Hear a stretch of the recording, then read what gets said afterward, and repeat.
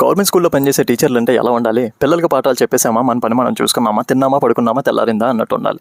అంతేకాని పిల్లల్ని ప్రయోజకులను చేయాలి, వాళ్ళలో స్కిల్స్ బాగా డెవలప్ చేయాలి, అవసరమైతే డబ్బులు ఖర్చు పెట్టాలి, నా దగ్గర ఉన్న గోల్డ్ అంతా కూడా అమ్మేయాలి అని అనుకుంటే ఎలా? మరి ఇలాంటి పని చేశారు ఒక టీచర్.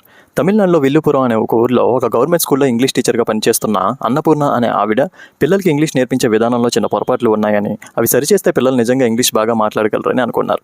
మొదట్లో ఆమె ప్రయత్నాన్ని అందరూ లైట్ తీసుకున్నారు. మొదట్లో కష్టంగా అనిపించిన రోజులు గడిచే కొద్దీ పిల్లలు ఇంగ్లీష్ ఫ్లూయెంట్గా మాట్లాడడం గమనించారు. ఎంత ఫ్లూయెంట్గా అంటే బ్రిటిష్ సెషన్స్లో మాట్లాడే అంత గొప్పగా అనమాట. పిల్లలు ఇంగ్లీష్లో ఫ్లూయెంట్గా మాట్లాడిన వీడియోస్ కొన్ని ఆ టీచర్ ఫేస్బుక్లో అప్లోడ్ చేశారు. ఆ వీడియోస్ చూసిన చాలామంది టీచర్ని మెచ్చుకున్నారు. పిల్లల్ని ఇంకా ఎంకరేజ్ చేయాలి అనే ఉద్దేశంతో చాలామంది పిల్లలకి మనీ ఆర్డర్ పంపించడం, వాళ్ళకి యూజ్ అయ్యే వస్తువులు పంపించడం చేసేవారు. నేను ఇంగ్లీష్ నేర్పించిన పిల్లల కోసం అందరూ ఏదోటి చేస్తున్నారు, నేను కూడా వీళ్ళ కోసం ఏదోటి చేయాలి అని ఆలోచించి ఆమె గోల్డ్ అంతా అమ్మేసి వచ్చిన డబ్బుతో క్లాస్ రూమ్ ఫ్లోరింగ్ చేయించి, కొత్త ఫర్నిచర్ కొని, ఒక డిజిటల్ స్మార్ట్ బోర్డ్ పెట్టించి పిల్లలకి పుస్తకాలు కూడా కొన్నారు. ఇది విన్న